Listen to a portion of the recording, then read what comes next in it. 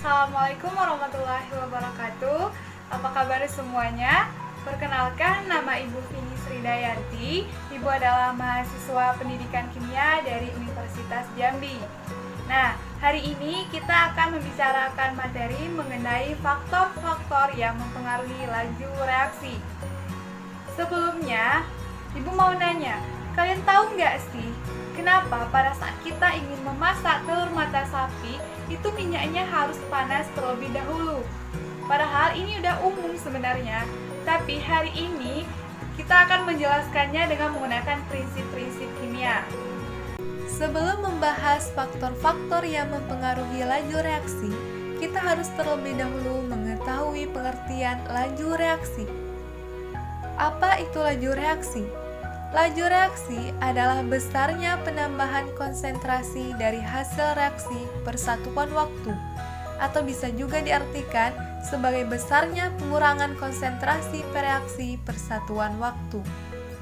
Jika kita misalkan dengan sebuah reaksi AP ditambah BQ menghasilkan CR ditambah DS, maka jika dihubungkan dengan pengertian laju reaksi, Vp atau laju terhadap P adalah pengurangan konsentrasi P per satuan waktu.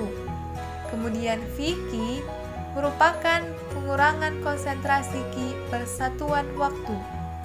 Laju untuk P dan laju untuk Q tidak akan sama dengan laju R dan S karena Vp dan Vq merupakan reaksi yang akan mengalami pengurangan konsentrasi setelah bereaksi. Kemudian Vr atau laju untuk R adalah penambahan konsentrasi R per satuan waktu, dan Vs adalah penambahan konsentrasi S per satuan waktu. Setelah mengetahui pengertian laju reaksi, sekarang kita akan membahas teori bagaimana suatu reaksi diukur kelajuannya. Teori ini dinamakan dengan teori tumbukan. Menurut teori tumbukan, partikel-partikel yang terdapat di dalam gas, zat cair atau larutan selalu bergerak secara acak. Pergerakan partikel yang secara acak akan menyebabkan tumbukan antar partikel. Tumbukan antar partikel inilah yang akan menghasilkan energi yang dapat menyebabkan terjadinya reaksi. Jadi dapat kita simpulkan bahwa reaksi akan berlangsung bila terjadi tumbukan antar partikel. Namun, tidak semua tumbukan antar partikel dapat menghasilkan energi. Hanya tumbukan yang menghasilkan energi yang cukup untuk memulai terjadinya reaksi, misalnya menghidupkan korek api.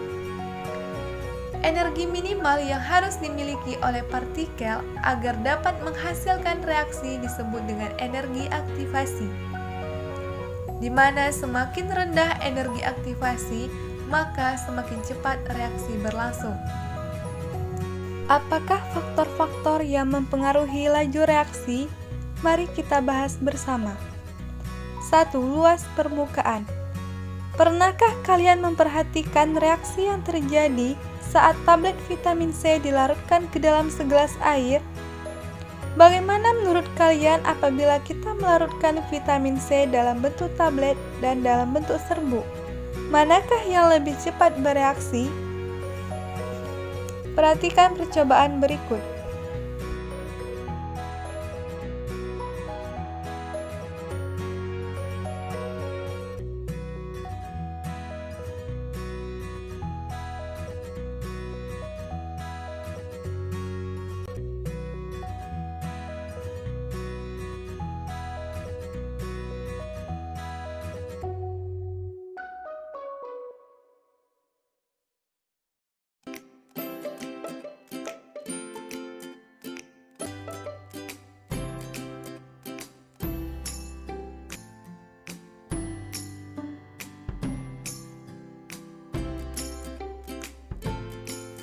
Manakah yang lebih cepat bereaksi?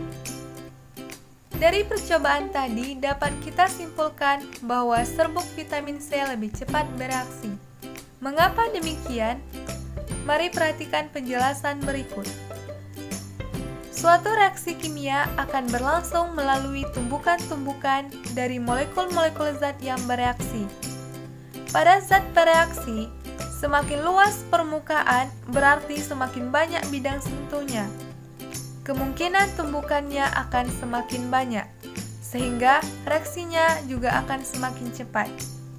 Pada tablet vitamin C hanya terdapat beberapa bidang sentuh, sehingga kemungkinan tumbukan kecil. Sedangkan pada serbuk vitamin C di setiap butirnya mempunyai bidang sentuh masing-masing, sehingga kemungkinan tumbukan pada serbuk vitamin C akan semakin besar, sehingga reaksi yang terjadi semakin cepat. Jadi, semakin luas permukaan, maka reaksi yang terjadi akan semakin cepat. Konsentrasi. Pernahkah kalian melihat persimpangan jalan yang ramai kendaraan? Jika dibandingkan dengan persimpangan yang sepi kendaraan, manakah yang kemungkinan terjadi tabrakan lebih besar? Mari kita lihat ilustrasi berikut ini.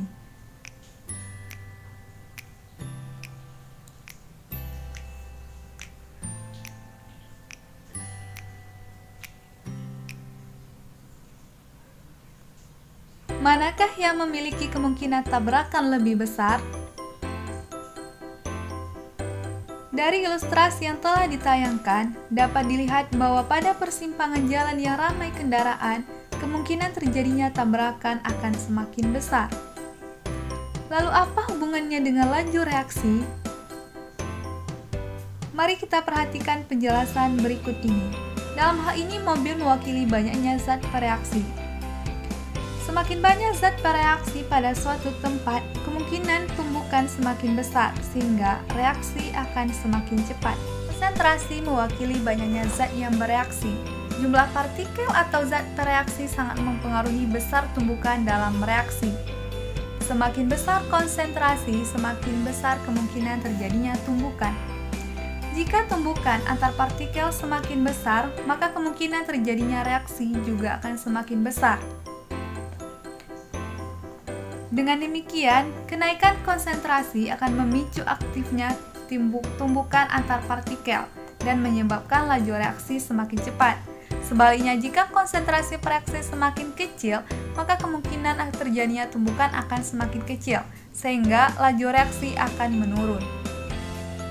Jadi, semakin besar konsentrasi, maka semakin cepat reaksi yang terjadi. Suhu. Masih ingat tablet vitamin C yang kita bahas tadi? Bagaimana jika kita melarutkan vitamin C dalam air panas? Apakah ada perbedaan tablet vitamin C yang dilarutkan dalam air dingin? Mari kita lihat percobaannya.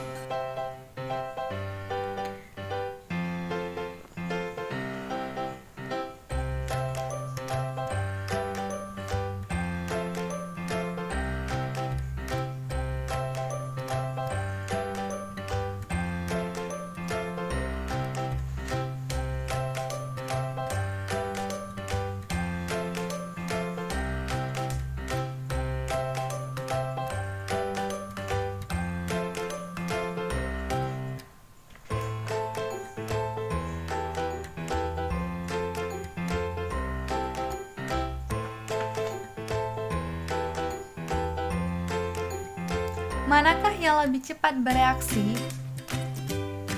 Dari percobaan tadi dapat disimpulkan bahwa vitamin C akan cepat bereaksi pada suhu tinggi. Mengapa demikian? Mari kita perhatikan penjelasan berikut ini.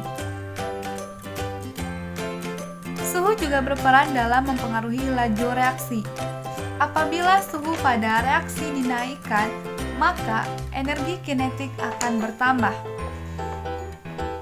sehingga partikel akan aktif bergerak.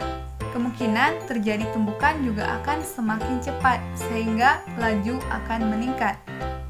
Jika suhu diturunkan, maka energi kinetik akan berkurang, sehingga tumbukan juga akan berkurang, yang menyebabkan laju reaksi menurun.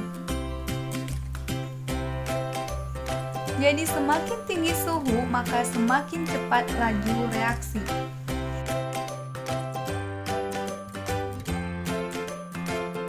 Katalis. Pernahkah kalian mendengar kata mak comblang? Apa tugas dari mak comblang? Dan apa hubungan mak comblang dengan laju reaksi? Perhatikan ilustrasi berikut.